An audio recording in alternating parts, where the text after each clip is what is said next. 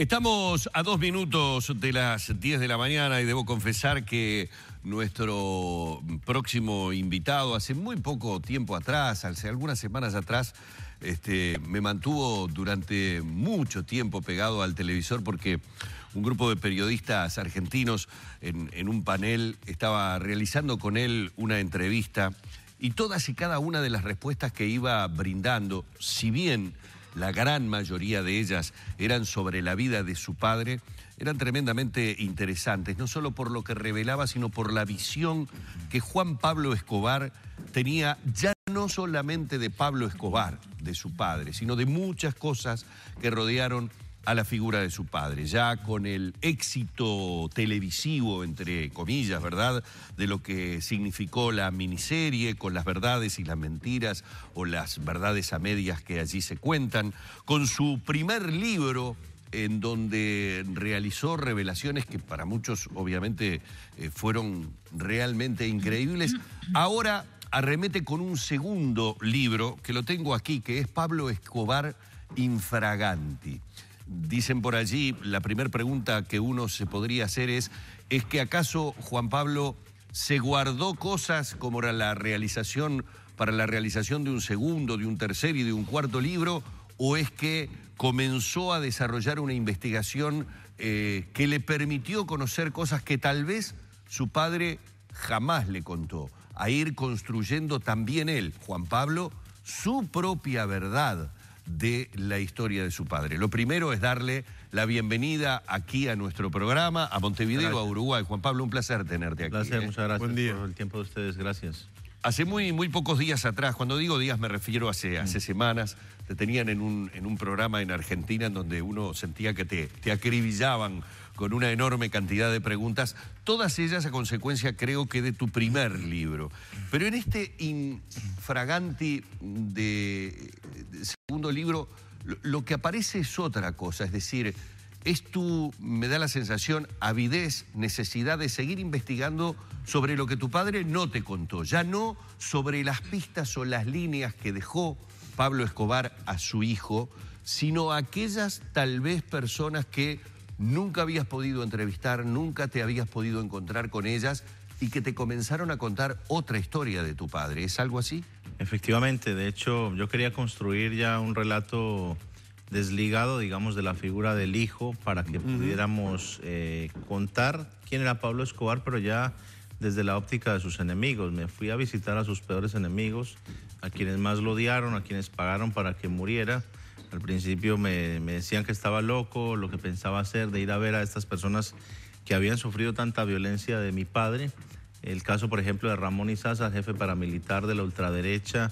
Mi padre le hizo más de una docena de atentados a este señor y le mató a uno de sus hijos, a Johnny Izaza. Y tuvimos un encuentro así como lo estamos teniendo ahora tú y yo, con mucho respeto, pero donde él, de una manera también muy cruda y honesta, me va contando cómo es que se construye esta relación entre mi padre y él, que al principio es una amistad y finalmente termina con la muerte de su hijo y una guerra que todavía hoy tiene unas heridas difíciles de sanar.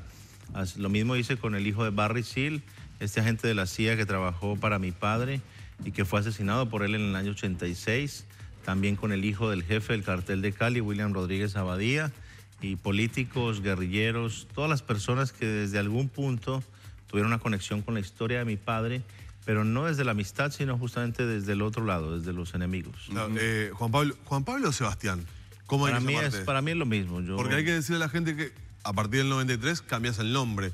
No te llamas más Juan Pablo Escobar cuando vas a Argentina, cuando viajas a Argentina, ¿no? Cambio la identidad porque las aerolíneas no me vendían pasajes con el nombre original. Entonces ahí te pasas a llamar Sebastián. Exactamente, sí. Bueno, Juan Pablo. Juan Pablo. Descubrís, a partir de estas entrevistas que desarrollás con enemigos acérrimos de tu padre, descubrís cosas nuevas. ¿Qué te sorprende de lo que no sabías de la vida de Pablo Escobar? Hay muchos episodios de violencia que desconocíamos de mi padre, la manera como se relacionaba con sus enemigos, todas las amenazas que hacía, los grupos que formaba para atacarlos, las rutas del narcotráfico. Este libro tiene 2 revelaciones también muy fuertes que tienen que ver con la connivencia que había con la CIA y agentes de la DEA para el tráfico de drogas. Son historias que brillan por su ausencia en todos los libros. ¿Dinero de por medio? Dinero de por medio siempre es el dios dinero, entre comillas, al que todos eran afines, al margen de sus ideologías políticas. Entonces este libro revela una ruta, por ejemplo, de la que mi padre tenía con agentes de la DEA, en la que utilizaba el aeropuerto de Medellín y el de Miami para enviar a través de vuelos comerciales a razón de 800 kilos de cocaína por semana durante 3 años, y no se perdió un solo gramo. Esto se hacía a la luz de todos, y la gran cadena de corrupción involucraba desde el primero hasta el último empleado de las aerolíneas y también los funcionarios que hacían las tareas de control en ambos aeropuertos. Y esto muestra un poco, no pretendo contar estas historias para disminuir la responsabilidad en los actos criminales de mi padre, pero creo que sí es importante que el mundo conozca el enorme nivel de corrupción que hizo posible que mi padre tuviera y ostentara semejante poder corruptor y militar. Cuando estableces contacto, y lo decís en el comienzo de esta entrevista, con los más duros enemigos de tu padre, uno piensa, me costaría tratar de entablar una relación con quien previamente, de antemano, sé que debe tener un odio tremendo hacia la figura de tu padre. Cuando iniciás el contacto, cuando estableces el primer contacto, como dijiste recién, con el hijo de Barrisil, o con quien a partir de una primera amistad termina construyendo un odio ancestral, ¿cómo te presentás? Digo, además de presentarte como Juan Pablo, es decir, ¿cuál es el motivo por el cual encarás la necesidad de tener ese encuentro y cuál es la primera respuesta que recibiste de esos enemigos? Bueno, te cuento mi experiencia con la familia Ramón Izaza. Obviamente una familia que sufrió mucho dolor, mucha violencia y que tiene una doble condición, la de víctima y la de victimario, porque también obviamente reaccionaron y atacaron muy fuertemente a mi padre, a nuestra familia. Y me sorprendió mucho que antes de bajarme al lugar, primero vas a un lugar donde no sabes a dónde te van a llevar porque ellos son los jefes y ellos son los que deciden a dónde es la reunión. Segundo, vas solo porque pues, no vas con la intención de hacerle daño a nadie. Ves que la persona llega con 25 hombres y ahí piensas, ¿qué estoy haciendo aquí? Y acto seguido se me acerca el hijo de Ramón Izaza, uno de los hijos que responde al alias de Terror, y me saluda muy amablemente, me agradece mi presencia ahí, que yo haya ido a visitar a su padre. Le parecía muy necesario para que de verdad se le diera permiso a la reconciliación y a la paz entre nuestras familias.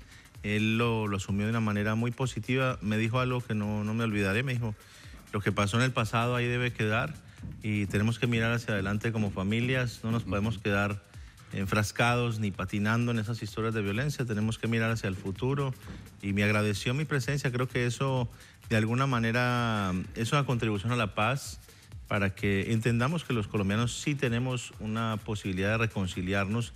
Y este libro también es un poco ejemplo de una serie de eventos de reconciliación con todas estas personas. No es solamente mi reconciliación con la familia Lara y Galán, los líderes políticos asesinados por mi padre, sino que hay un montón de familias, incluso la familia del propio Barrisil, con quien he tenido un proceso de reconciliación. Entonces, se toman, digamos, todos estos temas, desde la violencia, pero también la reconciliación que está sucediendo hoy en día entre nosotros. Lo que sucede que, claro, es decir, cuando uno habla de la figura de tu padre, en muchos casos no se termina de saber, no sé si tú lo tenés cuantificado, en la responsabilidad de cuántas muertes. No hay una lista oficial, lamentablemente, y creo que hay una intencionalidad detrás de no hacer una lista oficial, y es de esa manera el Estado evita la reparación de esas víctimas con los bienes que le quitaron a mi padre, con lo cual pues se facilita a muchos políticos quedarse con esos bienes y evitar dárselos a las víctimas para repararlos. ¿Vos sabés cuánto es la fortuna que tenía tu padre que quedó para el Estado colombiano? Mira, yo le pregunté un día a mi padre cuánto dinero tenía, me dijo que había dejado de contarlo, que había perdido la cuenta. En este libro hay alguna entrevista del tesorero de mi padre, el hombre que le guardaba el dinero, y hablaba de unas ganancias aproximadas entre 50 y 70 millones de dólares por fin de semana en la época denominada como la epidemia del crack en los Estados Unidos. Que ganaba entre 50 y 70 millones por fin de semana. Por fin de semana en la ciudad de Miami exclusivamente. Imagínate el resto, o sea, la proporción de dinero es incalculable. La realidad es que estas propiedades que fueron confiscadas por el gobierno nunca fueron a parar a las víctimas, quedaron en manos de los políticos y de nuevo el Estado colombiano pues revictimiza a estas personas que sufrieron y no les otorga la reparación que deberían. De hecho, el caso de la familia Lara Bonilla, el primer magnicidio que mi padre comete con el asesinato del ministro de Justicia, sí, esta familia no está incluida en la famosa ley de víctimas de Colombia. Es decir, su padre murió, fue el primer hombre que enfrentó a capa y espada a mi propio padre por el tema del narcotráfico y demás.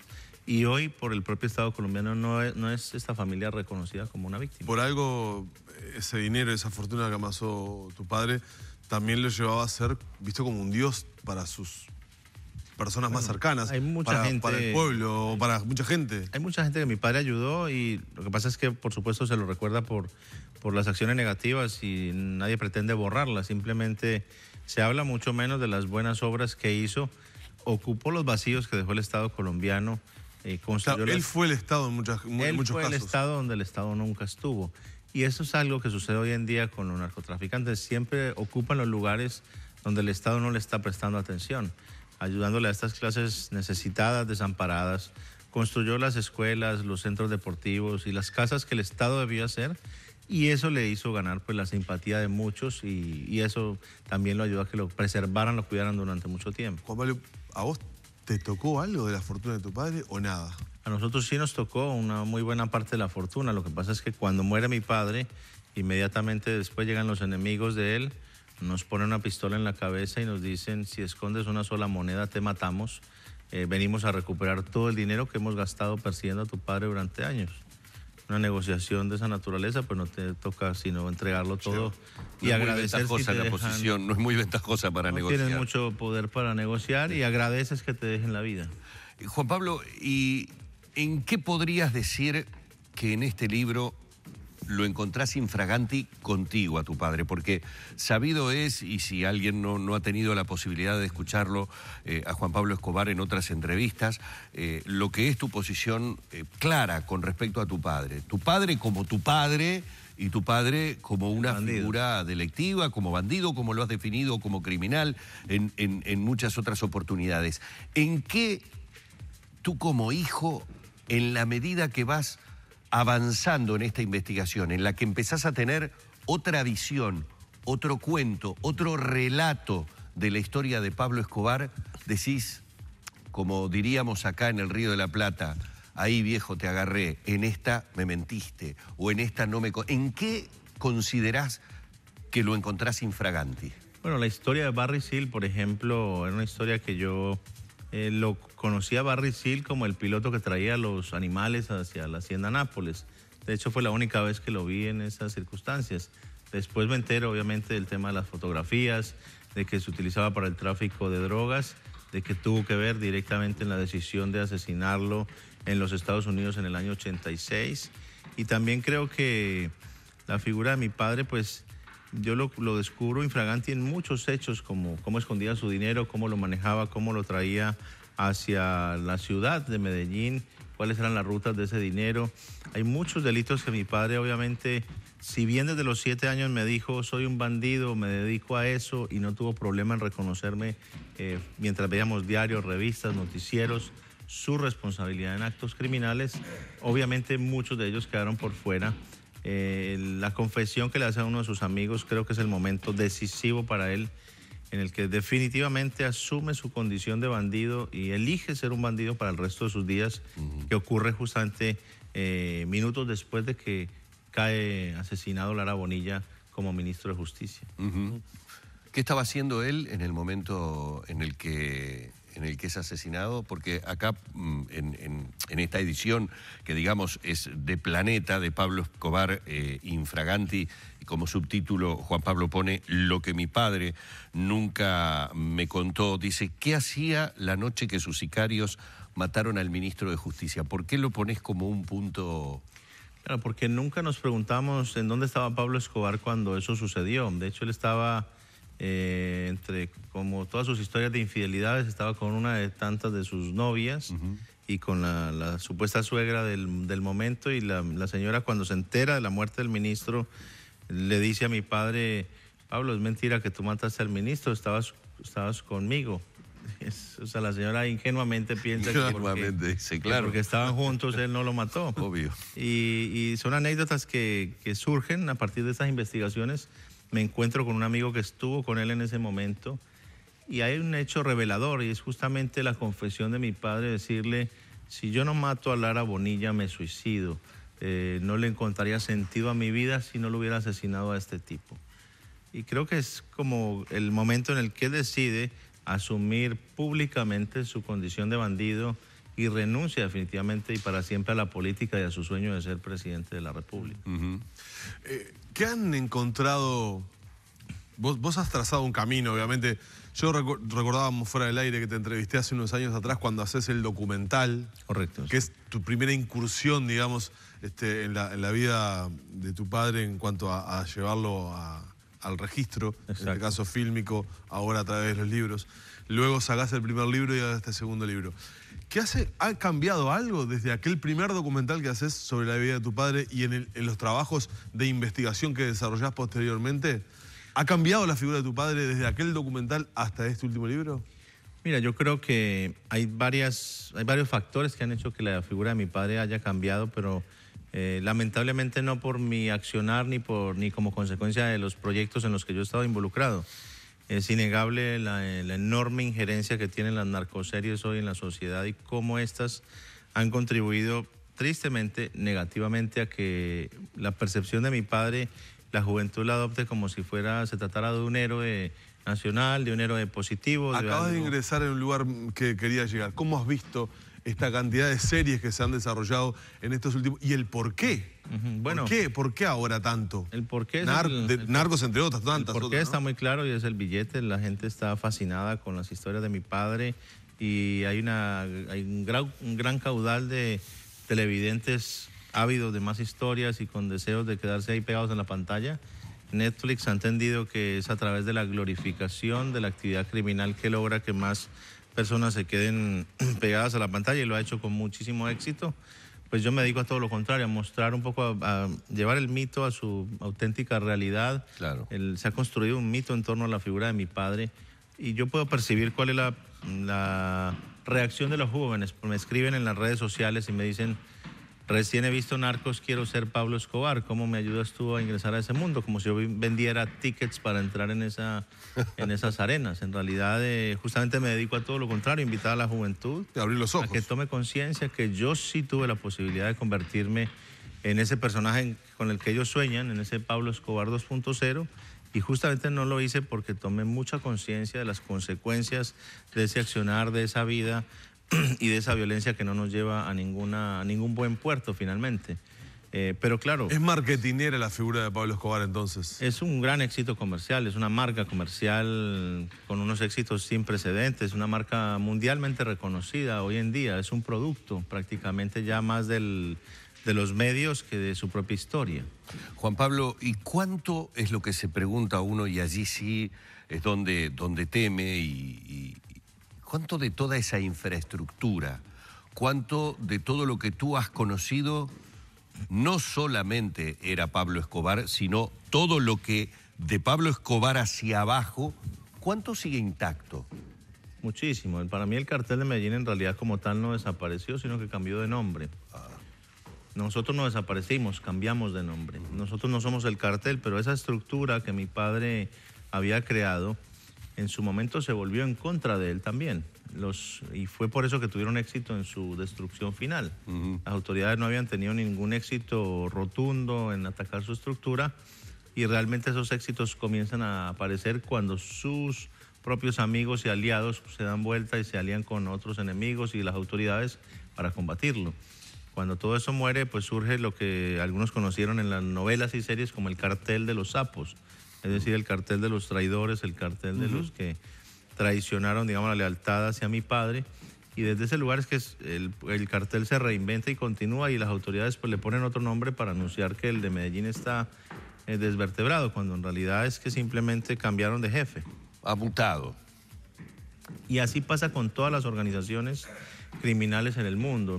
Por más que te anuncien que detuvieron al gran capo o que lo mataron o que lo extraditaron a los Estados Unidos, a los 5 minutos esas organizaciones encuentran su reemplazo porque nadie está dispuesto a renunciar a semejante cantidad de dinero y poder que otorga el prohibicionismo. Hemos estado dialogando con Juan Pablo Escobar, apenas en una, le diría, epidérmica conversación, hablando de Infraganti, el nuevo libro sobre su padre, Pablo Escobar. Agradecerle mucho estos minutos a Juan Pablo, ha sido realmente un gusto que tu estadía aquí en Montevideo sea muy grata. Muchas gracias, Juan Pablo. Gracias a ustedes. Vamos cerrando, por favor, esta entrevista.